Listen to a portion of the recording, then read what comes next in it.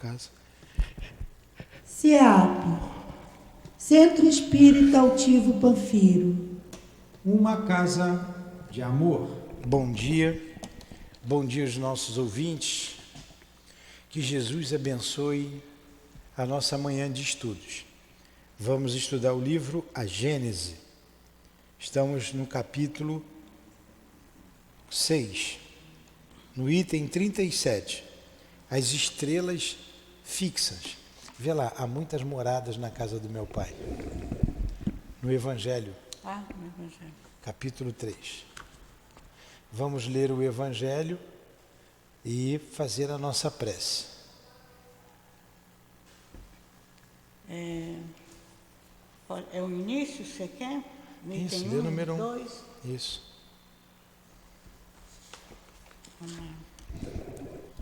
Capítulo 3, há muitas moradas na casa do meu pai. Item 1. Que o vosso coração não se perturbe. Crede em Deus, crede também em mim. Há muitas moradas na casa do meu pai. Se assim não fosse, eu já vos teria dito, porquanto eu vou para preparar o lugar para vós. E depois que eu tiver ido e preparado o lugar, voltarei e vos retirarei para mim, a fim de que lá, onde eu estou, vós estejais também. João, capítulo 14, item 1 a 3. Faz a prece. Pode fazer. Senhor Jesus, Mestre querido, Mestre amado, te rogamos, Senhor, nesses instantes, a tua proteção, a tua ajuda para o nosso estudo da Gênesis, que o teu amor possa envolver o Nilton, envolvendo a todos nós, nos ajudando na compreensão deste conteúdo. Envolve-nos, ampara-nos, fica conosco e ajuda-nos, Senhor. Que os bons espíritos também, os guias espirituais da nossa casa, possam estar aqui conosco, nos intuindo e nos ajudando. Dá-nos o teu amparo, que assim seja, graças a Deus. Muito bem. Vamos começar. As estrelas fixas. 37. As estrelas denominadas fixas e que constelam os dois hemisférios do firmamento não estão afastadas, como geralmente se supõe, de qualquer influência gravitacional. Ao contrário, todas elas pertencem ao mesmo agrupamento de astros estelares. Este agrupamento não é outro senão a grande nebulosa da qual fazemos parte, cujo plano equatorial, projetado no céu, recebeu o nome de Via Láctea. Todos os sóis que a constituem são solidários. Suas múltiplas influências reagem perpetuamente umas sobre as outras, e a gravitação universal os reúne em uma mesma família. Muito bem. Ficou bem claro isso, né? Helene? Vai, 38. 38. Entre esses diversos sóis, a maioria está como nós, cercado de mundos secundários, que eles iluminam e fecundam pelas mesmas leis que presidem a vida no nosso sistema planetário. Uns como Sírio, são milhares de vezes mais magníficos em tamanho e em riquezas que o nosso. E o papel que desempenham no universo é muito mais importante. Do mesmo modo, são cercados por planetas em grande número e superioridade aos nossos. Outros são muito diferentes por suas funções astrais. É assim que um certo número desses sóis, verdadeiros gêmeos de ordem sideral, são acompanhados pelos seus irmãos da mesma idade e formam, no espaço, sistemas binários, aos quais a natureza deu funções inteiramente diversas das que cabem ao nosso Sol.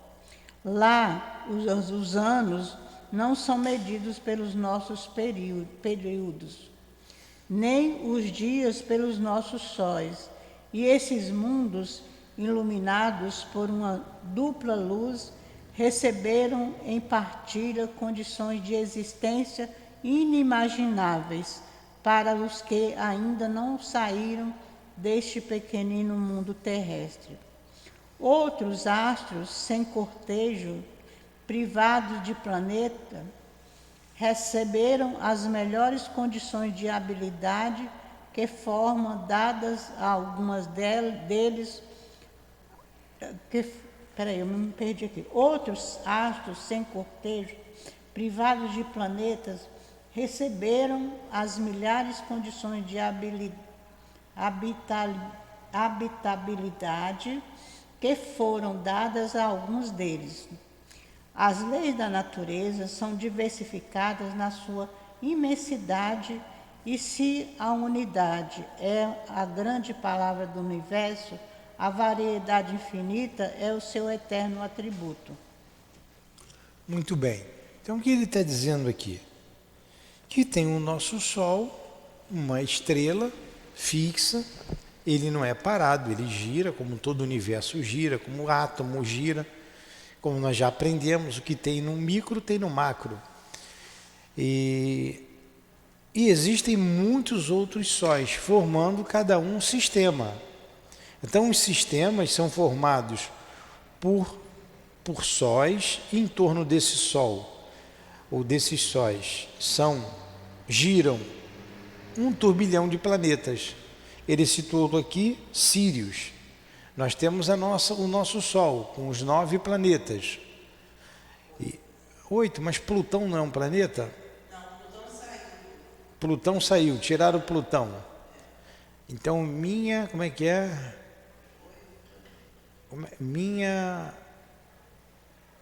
Marte,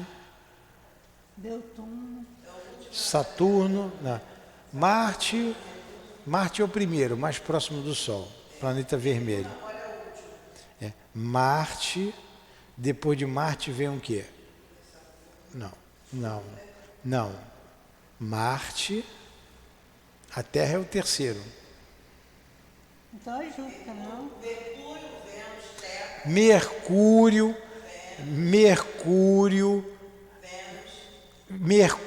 Marte, Terra, Vênus. Aí vai.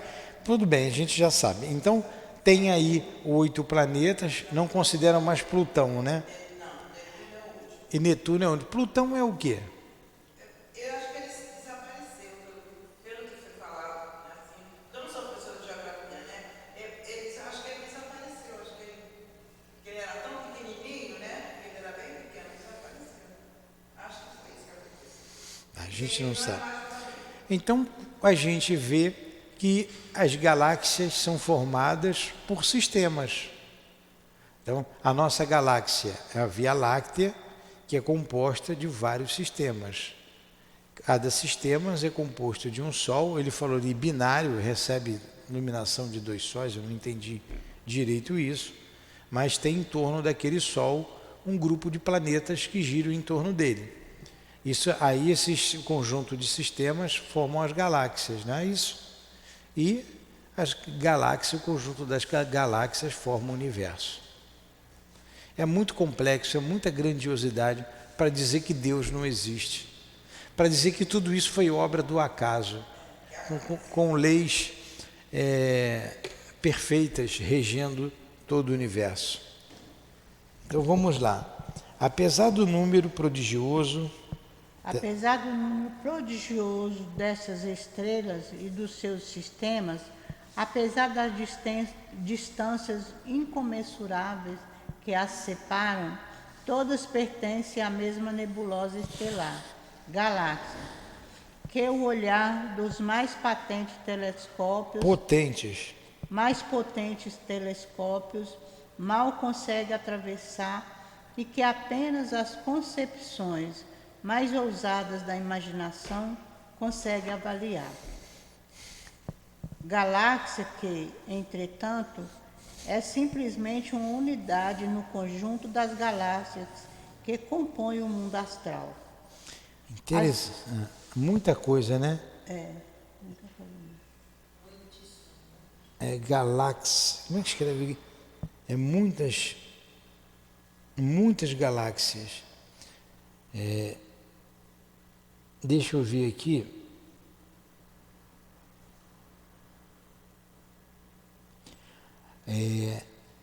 Na cosmologia, estou pegando aqui do Google, uma galáxia é um grande sistema gravitacional ligado, que consiste de estrelas remanescentes de estrelas, um meio interestelar de gás e poeira e um importante, mas insuficiente conhecido componente aplicado de matéria escura. Então isso aqui é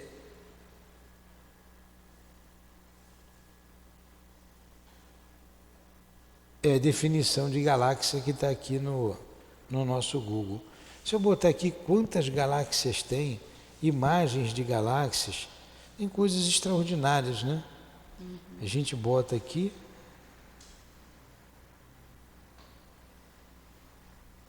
Tem muito, eu peguei uma aqui apenas. Olha só quanto planeta.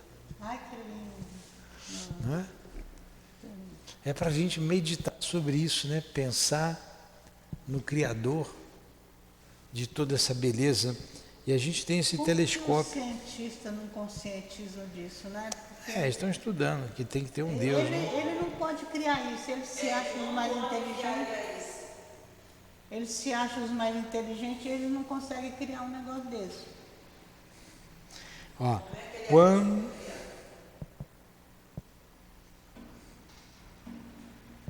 quantas galáxias existem? Aí tem vários cálculos. Um deles aqui diz assim: os cientistas acreditam que existem cerca de 100 bilhões de galáxias no nosso universo, mas não se sabe o número exato.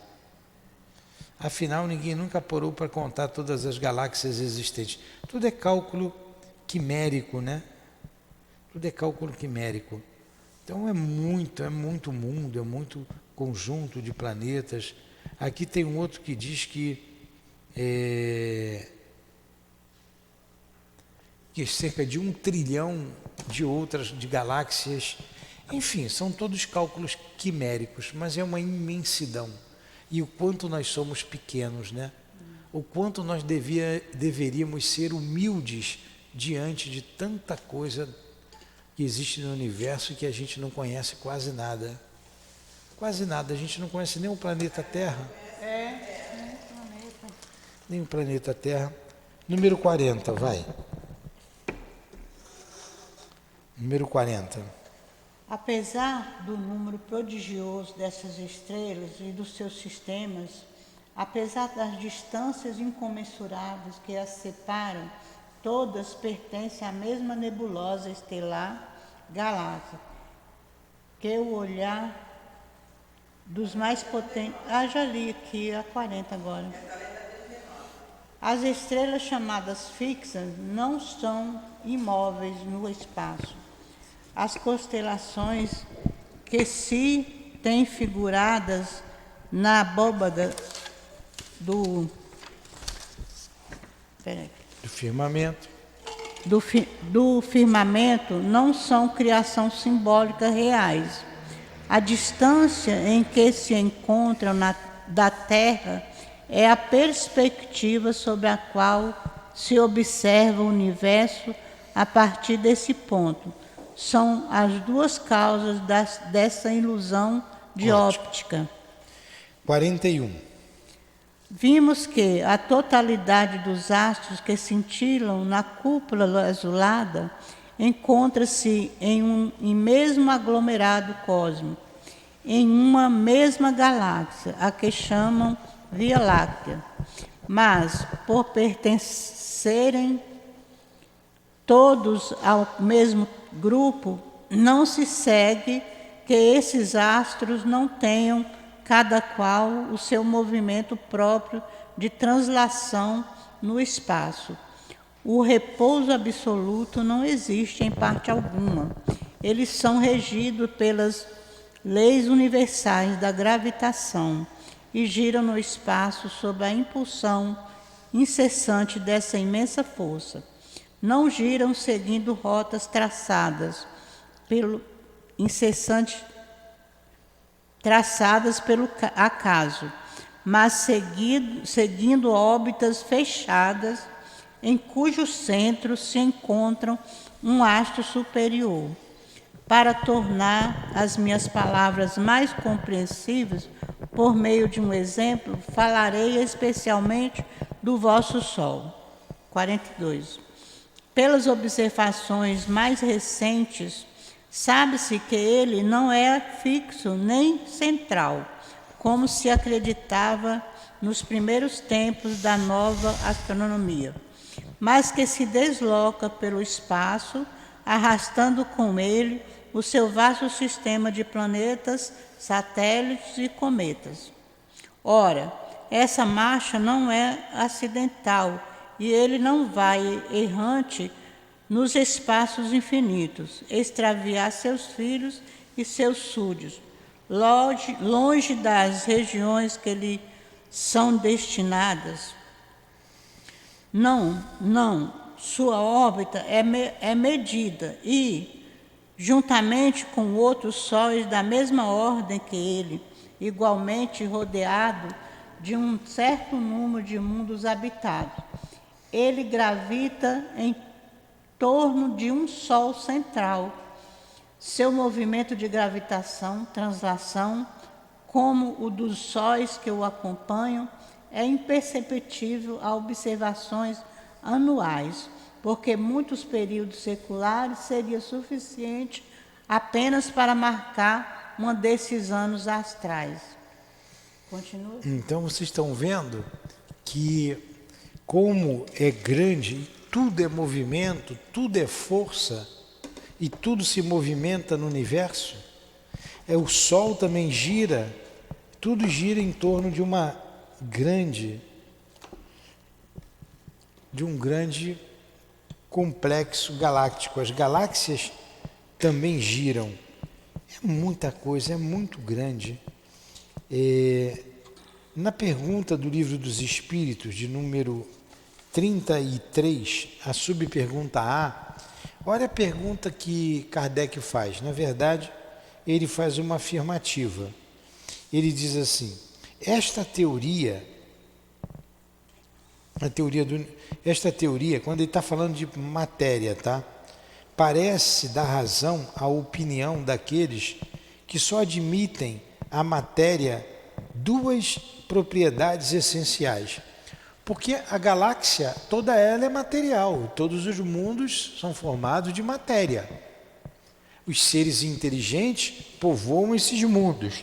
Então, tem uma teoria que diz, Kardec está afirmando, que se admite duas propriedades essenciais da matéria: a força e o movimento.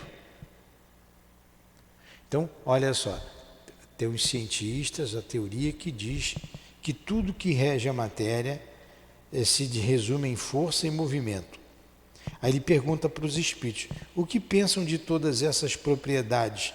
São apenas efeitos secundários que variam segundo a intensidade da força e a direção do movimento? Responde os espíritos: essa opinião é exata. É preciso acrescentar ainda, conforme a disposição das moléculas, como vês, por exemplo, num corpo opaco que pode tornar-se transparente e vice-versa. Então, tudo é força e movimento no universo. A gente vê as galáxias, as estrelas, os planetas, as células, não? Vindo do maior para o macro, para o micro, tudo se movimentar. E tudo tem força, tudo em torno de um sistema gravitacional. O próprio Sol está sob a lei da gravidade. Então, tudo é força e tudo é movimento. A força centrípeta e a força centrífuga. Interessante, né? E essa pergunta aqui de Kardec, essa subpergunta A, passa despercebida quando a gente estuda. Está aqui, ó, tudo é força e movimento. Quando a gente está vendo aqui na Gênese que tudo isso se mostra como força e movimento. Tudo se movimenta, não tem nada estático. O nosso próprio corpo é movimento o tempo inteiro, renovação, totalmente. Então, de novo, o que está aqui no micro está no macro. A gente não precisa ir rodar os mundos para conhecer o que tem lá. Basta a gente olhar para as células que a gente tem. Está aqui, está lá. Interessante, né? Vamos, continua.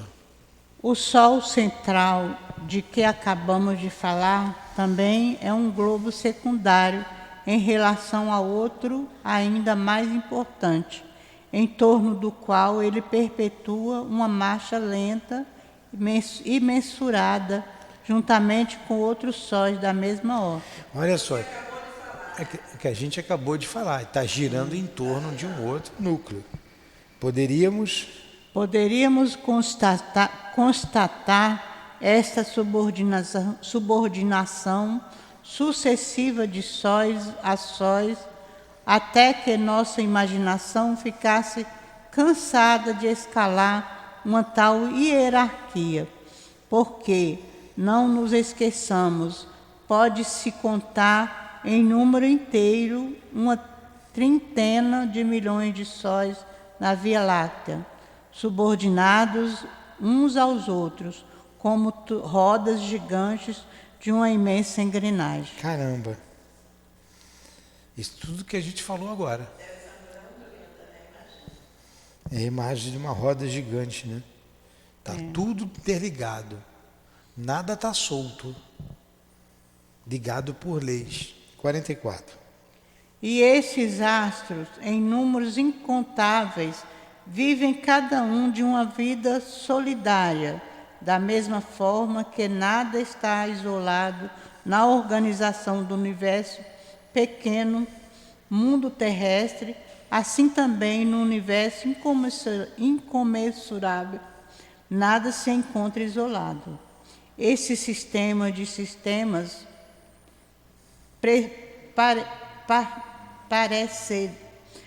pareceriam de longe ao olhar investigador do filósofo que pudesse abranger o quadro desenvolvido pelo espaço e pelo tempo. Uma poeira de pérolas douradas levantada em turbilhões pelo sopro divino que faz voar os mundos siderais nos céus como os grãos de areia no deserto. Nada de imobilidade, nada de silêncio, nada de noite. O grande espetáculo que estão se descortinaria diante dos nossos olhos seria a criação real, imensa e plena de vida etérea que o olhar infinito do Criador abrange no seu ilimitado conjunto. Entretanto, até aqui, temos falado de uma única galáxia, seus milhões de sóis e os seus milhões de mundos habitados formam apenas, conforme já dissemos, uma ilha do arquipélago infinito. Pronto, terminou. Muito bem. É uma imensidão, não é? Agora ele vai falar dos desertos do espaço. Os desertos do espaço. Vamos lá. Um imenso deserto sem limites estende-se além do aglomerado de estrelas de que acabamos de falar e o envolve solidões sucedem às solidões, incomensuráveis planícies de vácuo se estendem ao longe. As concentrações da matéria cósmica encontram-se isoladas no espaço como ilhas flutuantes de um imenso arquipélago. Se quisermos, de alguma forma, calcular a enorme distância que separa o aglomerado de estrelas do qual fazemos parte, do aglomerado mais próximo, precisamos saber que essas ilhas estelares são raras e estão espalhadas no vasto oceano dos céus, e que a extensão que as separa uma das outras é incomensuravelmente maior que aquela que mede suas próprias dimensões. Ora, como já vimos, a nebulosa estelar, galáxia, mede em números inteiros 1000 vezes a distância para as estrelas mais próximas, tornando-se essa distância como unidade, ou seja, uns 600 milhões de quilômetros. A distância que se estende entre as galáxias, sendo muito maior, não poderia se expressar por números acessíveis à compreensão do nosso espírito. Só a imaginação, em suas concepções mais elevadas, é capaz de transpor tão prodigiosa imensidão. Essas solidões mudas e desprovidas de qualquer sinal de vida, e de encarar, de certo modo, a ideia dessa infinidade relativa. Então, é imenso o universo, ele está falando desses espaços intraestelares, que a gente não sabe, na verdade, a ciência ainda não chegou a uma conclusão, falta muito. Agora, Deus não criou nada à toa.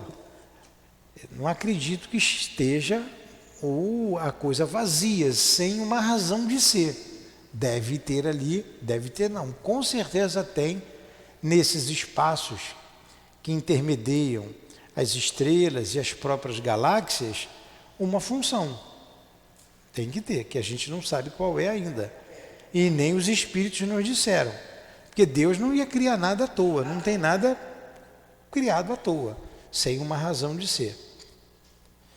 Vamos lá, 46. Entretanto, esses desertos celestes que envolvem nosso espaço sideral e que parecem se estender como os confins recuados do nosso mundo astral, é abrangido pela visão e pelo poder do infinito do Altíssimo, que, muito além dos céus dos nossos céus, desenvolveu a trama da sua criação ilimitada. 47, vai? Continua. Com efeito, além dessas vastas solidões, rebrilham muitos mundos em sua magnificência, tanto quanto nas regiões acessíveis às investigações humanas. Além desses desertos, o esplêndido oásis vagam no éter límpido, renovando incessantemente as cenas admiráveis da existência e da vida. Lá se estendem os longínquos agregados de substância cósmica que o olhar profundo do telescópio entrevê através das regiões transparentes do nosso céu, aos quais se deu o nome de nebulosas irresolúveis, e que vos parece ligeiras nuvens de poeira branca, perdidas em um ponto desconhecido do espaço etéreo. Lá se revelam e se desenvolvem novos mundos, cujas condições variadas de estranhas em relação àquelas que são inerentes ao vosso mundo, lhes conferem uma vida que as vossas concepções não podem imaginar, nem vossos estudos podem confirmar. É lá que resplandece em toda a sua plenitude o poder criador. Para aquele que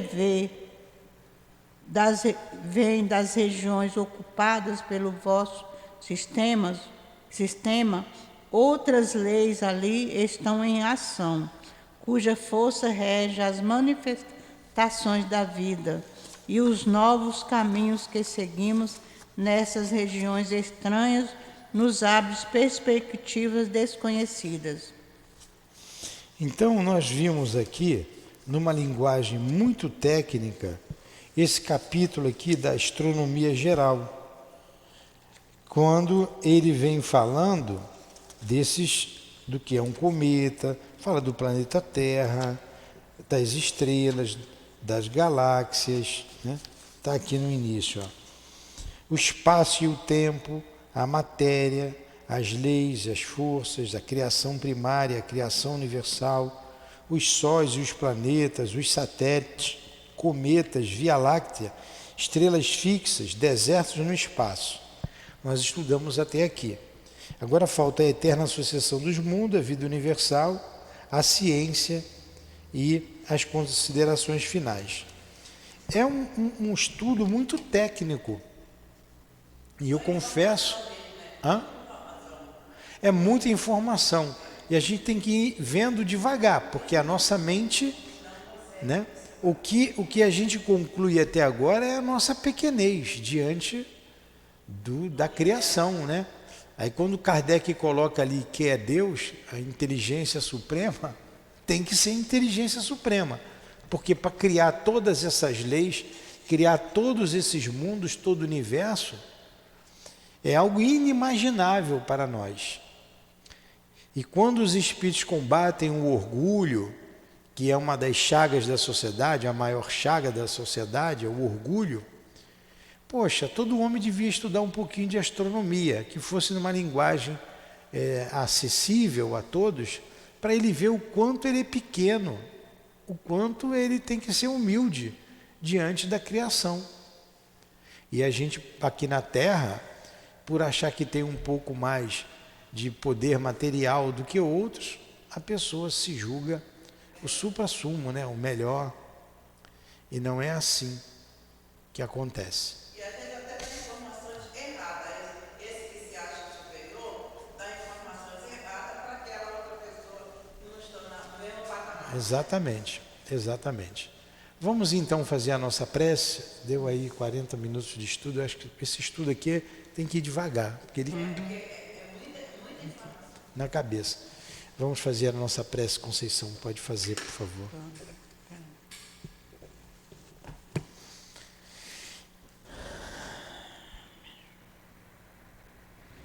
Senhor Jesus, Mestre amoroso e bom, eis que é chegado o momento do término do nosso estudo, Senhor, e nós te agradecemos. Agradecemos a Kardec, que nos trouxe esses ensinamentos, aos espíritos que trouxeram esses ensinamentos e a Kardec que organizou para que nós pudéssemos estudar.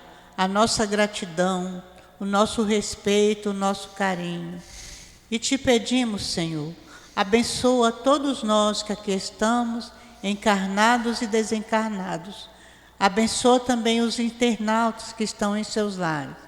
Ampara-nos, Senhor, que o nosso decorrer do dia, a nossa tarde, seja também proveitosa como foi a nossa manhã. Que teu amor possa envolver a todos nós e nos dispersa em paz. Que seja em nome de Deus, em teu nome, Jesus, em nome do altivo e dos mentores espirituais da nossa casa, em nome do amor, que possamos dar por encerrado o nosso estudo da manhã de hoje. Graças a Deus.